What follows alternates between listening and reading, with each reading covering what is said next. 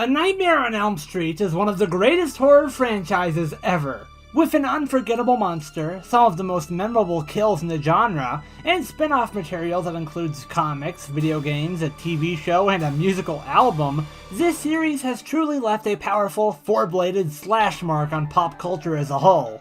And if you saw my last video, you'd know that it also introduced me to the horror genre, and set me on the path of being a horror fan. Above all else, I adore the creativity of this franchise. I've found that even in the worst movies in this franchise, there's usually a very creative dream sequence involved in it. The premise invites so many possibilities. It's a dream. Literally anything can happen if you imagine it. The Elm Street franchise takes full advantage of this, giving us, in my opinion, some of the best death scenes in all of cinema. I also really love the series' central character, Freddy Krueger. He's one of my favorite villains ever. He's just the most unapologetic bastard in the world, and yet he's having so much fun with it that I can't help but have fun with him. I love his jokes, even when they get ridiculous. But Freddy can also be genuinely scary, which I appreciate. To express my love for this franchise, I've decided to rank every film, going from worst to best. Some choices will be obvious, but others may surprise you. Let's dive in, starting with the worst.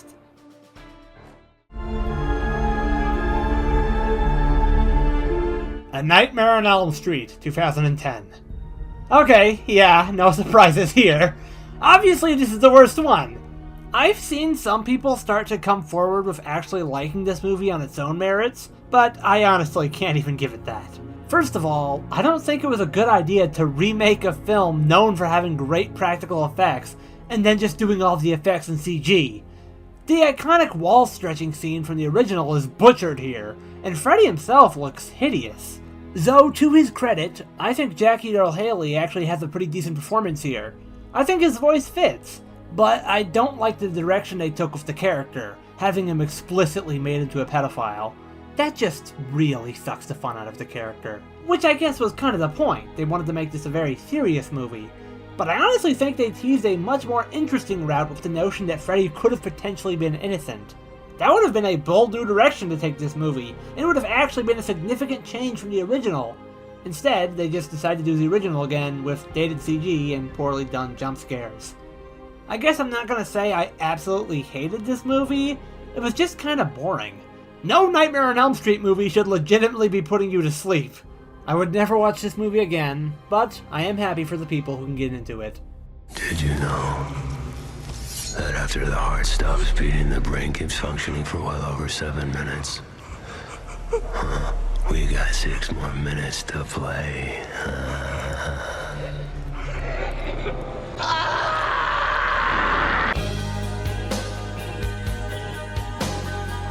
Freddy's Dead, The Final Nightmare. Going into my rewatch of this movie, I was actually expecting to like it a little more than most people. The most common criticism I heard was that Freddy just wasn't scary anymore, instead just becoming a cartoon character.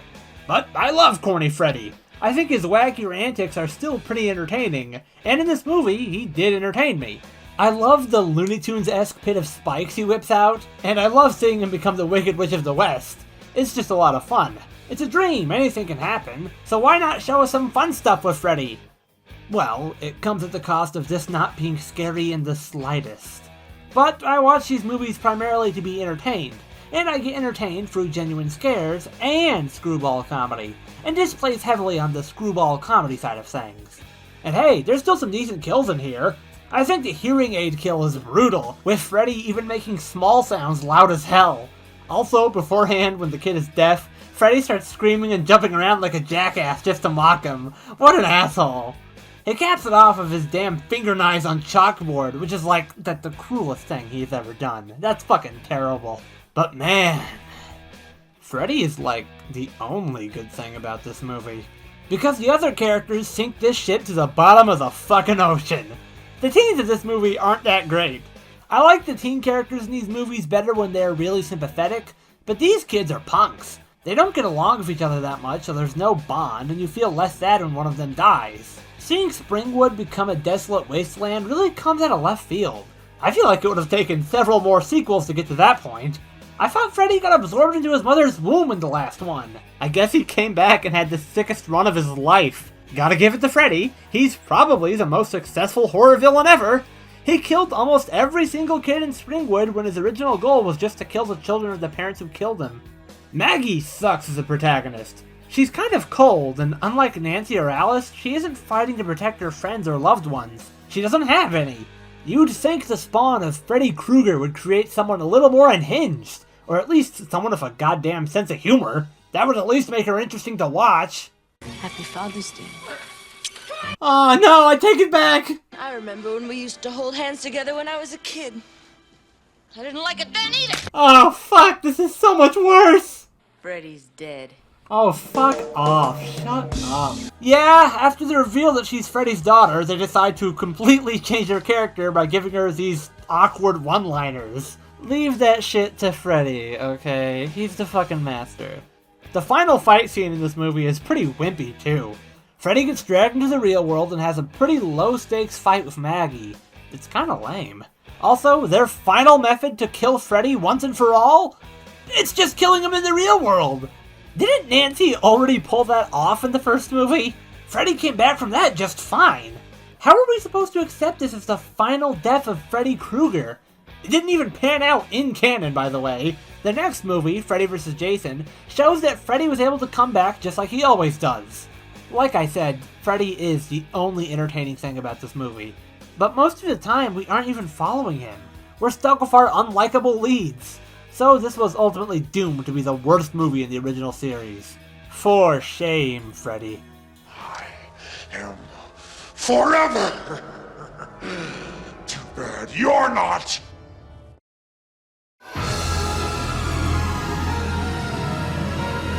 A Nightmare on Elm Street 5, The Dream Child. What is it with long-running horror franchises immediately going to shit the second a baby gets involved? Though, actually, I'm more mixed on The Dream Child than I am outright negative towards it. I think it has good and bad elements to it. I'll start by saying that this has the hardest plot to follow. The rules about how Freddy can get into your dreams through the dreams of an unborn body are just weird, and I kinda wish they explained it better. Same goes for Amanda Krueger. Like, what is she? She could have defeated Freddy all along? Why didn't she do it at the beginning of the movie? I don't know, man. They don't explain why shit happens in this movie. They just tell you, it's happening. Alice's new friends in this movie are kind of obnoxious. Buy me on my own. Fabulous. Maybe I should spell it out for you. What the hell did she just say? I have to go gnash my teeth for the paparazzi. Okay, no more lines for you. I do like the decision to make Alice's father nicer in this movie. In 4, he was a real piece of shit. But I guess the events of that movie pushed him to become a better father in the downtime between 4 and 5. It's just nice to see another person supporting Alice. It's really cool when he stands up for her when people want to take her baby away. Speaking of, that's another thing I liked about this movie. Since Alice is raving about Freddy Krueger, people want to take her baby away and she has to fight to keep it. I thought that was actually a pretty compelling plot to follow. As usual, the visuals in this movie are pretty good. Even the lesser Elm Street movies tend to have cool sets and creative dream sequences. I always forget that Super Freddy comes from this and not Freddy's Dead. I think it's hilarious, and the follow-up of him turning the kid into paper and tearing him to shreds is great. Dan's death, while sad because of how likable he was in the previous movie, has a lot of good Freddy moments in it. Him shit-talking Dan as his mom on the car radio, him spitting out Dan's wine and saying, Back here, Dan! and the eventual, Hey, Danny! Better not dream and drive! all work together to make this a very memorable kill to me. It's pretty corny stuff, but that's kinda why I love Freddy. I dunked on that one friend earlier with the indecipherable dialogue, but there actually is a part of the movie where I kinda feel bad for her. After Dan dies, we see her after she had just finished crying, staring at a photo of the whole group together. I don't know, man. I thought that was sad. These movies do a good job making me feel a lot of sympathy for the victims. I actually have vivid memories of catching Greta's food death when I was pretty young, and that image of her with the giant cheeks fucking horrified me. It's still a pretty gross image. I'm glad they still have creative and memorable kills this late into the franchise. Well, this is getting too positive. What's something I genuinely hate about this movie? I want to learn stuff from you. She's no fun anymore. Teach me. Oh dear God, that little Jacob kid!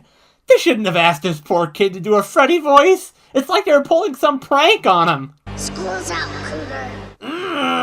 It's so bad. No, I don't think I like this movie. Even with my nicer comments, I still can't ignore how little I care about the characters that aren't from the previous movie. With that, and the confusing plot, this movie is still pretty mid. You brought me back to give you life, but now I must take yours. We'll see, bitch. We'll just see.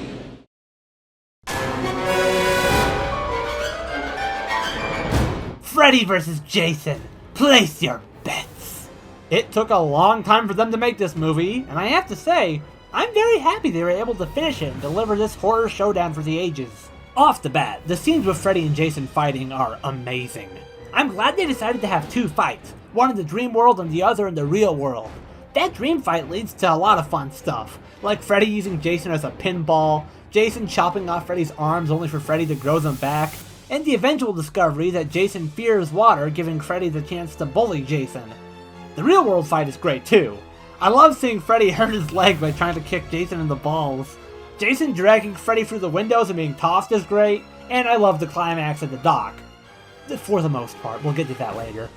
Jason starts to take the advantage in the real world, but not by much. Freddy is still able to get some good licks in, which I always thought was impressive. Most folks die immediately when Jason attacks them, but I guess thanks to being a dream demon, Freddy is still powerful enough to hold his own and even start to win. Freddy starts hacking Jason down with his own machete, and it's the final girl who has to come in and save him by distracting Freddy. The fight is appropriately gory at the end here. These two have fucked up the human body countless times before, so seeing them tear into each other, using their own weapons against each other, it's pretty fitting. But remember what I said about the final girl rescuing Jason? Yeah, that's where things start to go south for this movie. The human characters just suck. This definitely feels more like a Friday the 13th cast than a Nightmare on Elm Street cast. The characters are either boring or unlikable, and I didn't grow attached to any of them. The worst part is, they take up most of the movie. Freddy and Jason make their fair share of appearances, and it is great when they're on screen. Jason sandwiching that dude in the bed? Awesome. Freddy turning into that bully from A Christmas Story? Amazing. But with characters like these, the moments in between Freddy and Jason showing up are a slog. But let's teeter back into some positives by going on a little more about the scenes with Freddy and Jason in it. Jason on fire killing a bunch of people is badass. He gets a lot of good kills in this scene. Freddy turning into a caterpillar and smoking is pretty on brand for him. I love the opening narration from Freddy, recounting his experiences and multiple deaths before catching up a little on the lore. As it turns out, the Hypnocil from Dream Warriors was used to suppress Freddy, allowing people to live in Elm Street again after it had been left as a wasteland in Freddy's dead. That kinda works, I can jive with that. We don't really need an explanation for how he came back this time, because Freddy's dead didn't even try. While I do wish our protagonists were better, I feel like this movie really tried, at least when it came to delivering us Freddy vs. Jason. They were able to connect the two lores in a way that makes sense. They faithfully portrayed both characters and gave them a lot of time to shine. And not only did they come up with a believable way to have them fight, but the actual fighting was badass. I would ultimately call this a successful mission. I think I like the good shit in this movie more than I hate the bad stuff in this movie. So I would say I'm favorable towards Freddy vs. Jason. Still my favorite Versus movie for those wondering. It's time to put this bad dog to sleep. For good!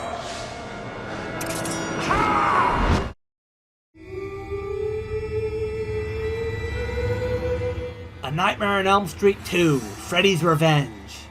Who did Freddy get revenge on in this movie? Nancy isn't even in it! Anyways, Freddy's Revenge is a good time. I think of all the sequels, this feels the closest in tone to the first Elm Street, in the sense that it feels like a dream, with a lot of really weird stuff happening. The whole possession angle in this movie is a fun way to go about an Elm Street film, with Freddy using Jesse's body to kill people while he's helpless to prevent it. Though this possession plot does in turn make the nightmares of this movie kind of secondary. Like, the only dream I remember from this movie was that bus thing at the start. But hey, that shit was awesome, I'll take it. This is only the second movie, so Freddy really hasn't gotten into his pun work yet, but he's effectively creepy here, and has a lot of memorable lines. You've got the body. I've got the brain. You are all my children now. Top tier stuff. Freddy hacking up the people at that party is a ton of fun, especially when that one guy tries to talk Freddy down. I thought that was funny. As for the meatbags in this movie, I liked Ron's rivalry with Jesse. At first he just seems like a jackass, but then he admits he has no beef with Jesse at all and is just killing time. From there, he's just a pretty chill dude and tries to help Jesse through his problems. He's a good guy! I'm sad he ends up dying. I liked Lisa too. She was a pretty caring girlfriend and stuck with Jesse even when it looked like he was a killer. But, speaking of Jesse, I don't really think he's a great protagonist. Unlike many of the other Elm Street movies, Jesse doesn't have much of a backbone. He spends most of the movie whining about his situation and being kind of mean to the people who want to help him through it. Granted, he is being possessed by Freddy Krueger. I think he has a right to be a little pissy, but it doesn't make him very fun to follow. What else? Oh, Freddy's death in this one is pretty rad. I love the special effects. I think the overall tone of this movie, paired with Freddy's creepy presence, makes up for our main character's faults, and leaves me liking this movie quite a bit. Go ahead, Jesse. Try it on for size.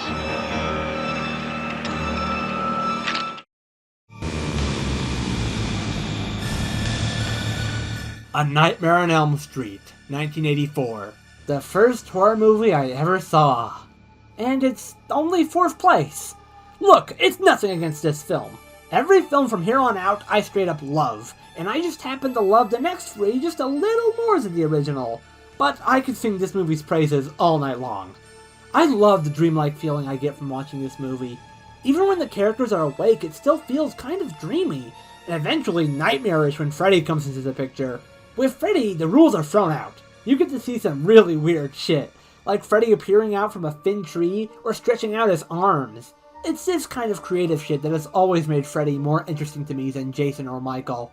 I like the fake-out protagonist with Tina. You think she's gonna be our lead since we focus on her at the start, but that's just used to shock you when she's the first one to meet her end. Wes Craven did this again during Scream. It's a great tactic. Tina's eventual death is great, with her being dragged across the ceiling. The other kills are great too. Rod getting hanged is some creepy shit, and Johnny Depp getting sucked into his bed is fantastic. It's just such a nightmarish image, with the gallons of blood shooting up and sticking to the roof instead of coming down. It always stuck with me. Nancy is great in this. She does her best to figure out why Freddy's doing this and eventually how to stop him. The scene where she refuses to give Freddy any more power is great, and I like the weird effects for when Freddy's phasing out. Nancy's trap setting sequence is great too, and the payoff is hilarious, especially when Nancy taunts him into her bomb trap. Freddy himself is really eerie in this one. He doesn't really have jokes, but he's definitely got a sadistic personality, and you can sort of see the blossoming sense of humor in there. What ultimately kept this from the top is just that, well, I prefer seeing Freddy with a more bombastic personality, and in here he's more subdued. It absolutely works to this film's benefit, and is not really a knock against the film. This one is still one of the all-time greats. Please, God. This is God.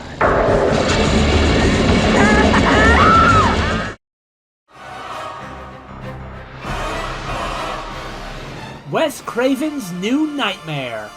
I don't think anyone was expecting an entry in this franchise that took place in our real world with such a meta-narrative, but it works so well. I love the idea of following the real actors who helped make these movies, and seeing the fictional character of Freddy Krueger come into reality to terrorize them. Freddy's existence as a demon that was being trapped out of reality by the Elm Street movies is a very interesting take that I enjoyed, and his new design is sick. I like the coat. He's got some cool lines too. We also get to see some great visuals with him, like a giant Freddy in the clouds and his fucking snake tongue. It's so sick! I appreciate the attempt to get Freddy his groove back after the last movie made him too much into a joke. He's actually scary again in this movie, similar to how he was in the first 3. It's nice to see the character become dignified again, even if I personally don't have anything against Goofball Freddy. Oh, and the dream world looks sick in this movie. I love it. It's weird to say this because Heather Langenkamp is a real person and is portraying herself in this movie, but Heather is a compelling character to follow in this movie. I like seeing her struggle with the idea of coming back to the Elm Street movies, and this leads her to that great talk show scene with the groovy Elm Street remix. But also, seeing her do everything in her power to protect her son Dylan is really gripping. At first, it just looks like the kid's going crazy, but as it becomes more evident that Freddy is involved, we see her become just like Nancy, trying her damn best to take Freddy down, to the point that the line begins to blur from fantasy and reality, and Heather starts to actually see herself as Nancy. I love that weird shit. I like the scene where Donald Thompson is able to rationalize Heather's situation and calm her down, only for Dylan to almost fucking die and freak everyone out again. They play some pretty dramatic music for that scene. Oh, and that reminds me, I absolutely love the score here. It's probably my favorite score in any Elm Street movie. It's just so grand and has an epic scale to it. Oh, the phone call scene with Robert Englund is great, especially when we see that he's being supernaturally influenced by Freddy into painting him. I love that reveal. Also, the scene where Heather talks to Wes Craven is really good. I just love how the cast and crew of these movies were incorporated into the plot. I do have a few issues with this movie. I think they kind of fuck with the lore of the Elm Street movies and replace it with, well, nothing. The logic in this movie is that there is no logic. Because we see Chuck and Terry died in Nancy's dream, and the result is them actually dying. Which is not how it works. Unless Heather fucking pulled them into her dream like Kristen from Elm Street 3. I don't know. How did Julie get killed when it was Dylan who fell asleep and dreamed of Freddy? They really don't follow any rules for this bout. Speaking of Dylan, he can get occasionally annoying when he's screaming or doing weird shit. I mean, I feel bad for the kid and I don't want him to die, but when he gets going... Shut up! Yo, is that my boy Donald Duck? What's up, man? Yeah, you know what? Fuck it. I wish Freddy got to eat this damn kid. I do think most of his scenes are saved by Heather. Her absolute determination to protect Dylan is heartwarming, and I liked her conversation of him in the hospital, asking him to fight whatever is happening to him so he can come home.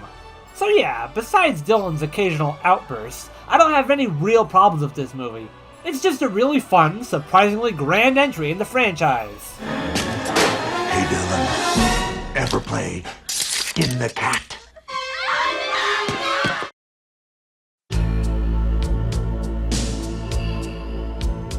A Nightmare on Elm Street 4, The Dream Master. Yeah, alright, this is probably my hottest take yet. I like Elm Street 4 a little more than the original and New Nightmare. I know it's not actually a better movie, but god damn it, I like it more and this is my list. I think this movie is just the perfect example of an Elm Street movie, and sets up a format that I really like. Setting up a cast of teenagers, getting you to know their fears and life goals, leaving you to wonder throughout the movie, okay, how is Freddy gonna use that in their respective dream sequence? And there are some fun dreams in here. Turning a girl into a cockroach and crushing her is disgusting. It's funny to see Freddy on a beach wearing sunglasses, and I love the time loop bit, where we just keep seeing Alice go into a car until she finally realizes she's being fucked with. By this point, they knew Freddy was a pop culture icon, so they started to lean a little more into the campy stuff. But I still think they end up with a good blend, getting just a little further into silly shit without him fully turning into the Wicked Witch. I think Freddy still has his dignity here, and is actually a pretty potent force. We actually get to see him kill off the survivors of the last movie one by one, which is a heavy blow because those were very likable characters. It works towards making Freddy seem more unstoppable, which in turn makes Alice's journey more compelling, as we have to see her build up the strength to take him on. Speaking of Alice, I think this movie does really well with its human cast. I feel bad for Alice since she's in a tough situation already, and things only get worse when her best friend dies to Freddy. And I think she actually gets pretty cool when she starts to absorb the powers of her friends in the dream world, and she prepares to kill Freddy, no longer afraid of him. Alice might actually be my favorite Elm Street protagonist. I'm making a lot of enemies today.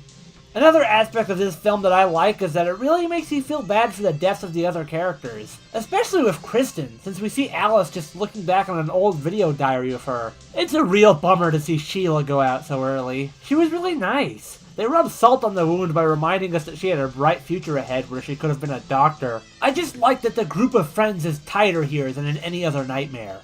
They make a point to show us that they've been friends for a long time and know each other's dreams and fears. So when we see them get picked off from each other, it's genuinely sad to see. I think they wanted to focus on their friendship because it is ultimately what motivates Alice to stand up to Freddy while using all of their skills. In the other movies, friendship wasn't this much of a key factor. I also like the greater focus on a school setting. The other movies have bits of the kids in school, but this one seems to focus on it. Makes sense. Kids fall asleep in school all the time. Anyways, I love this movie. This one's underrated. You shouldn't have buried me. I'm not dead.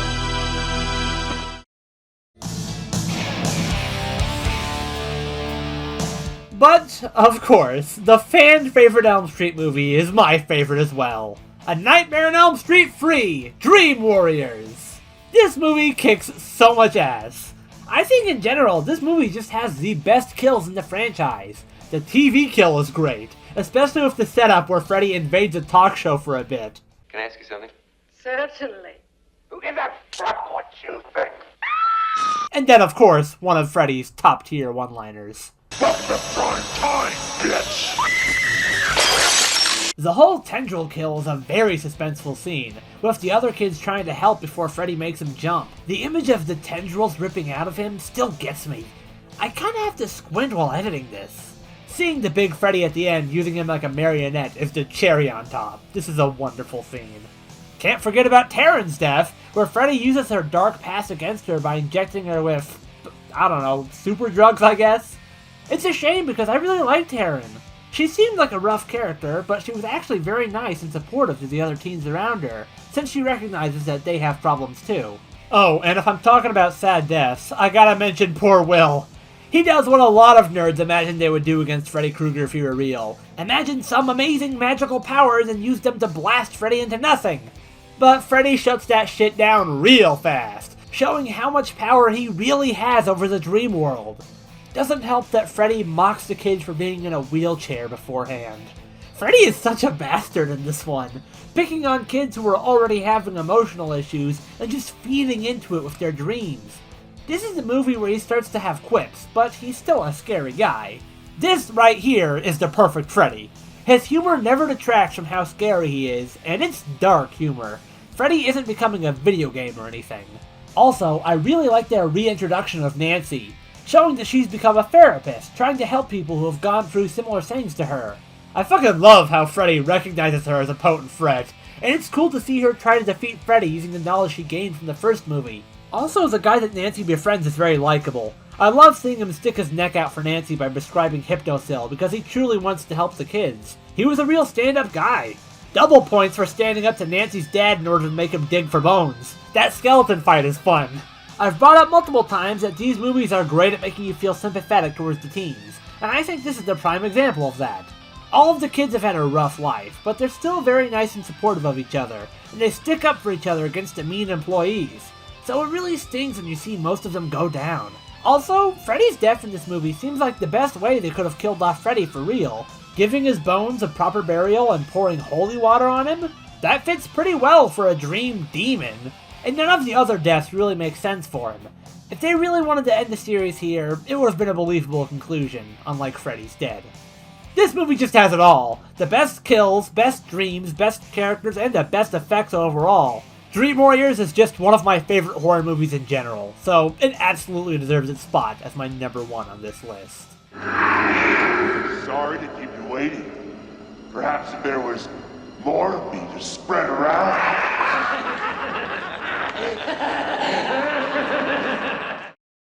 Thank you all for watching this Elm Street ranking video. I'd be curious to know what your own rankings of the franchise are. I don't think as many people would have placed 4 that high. Until next time, sweet nightmares.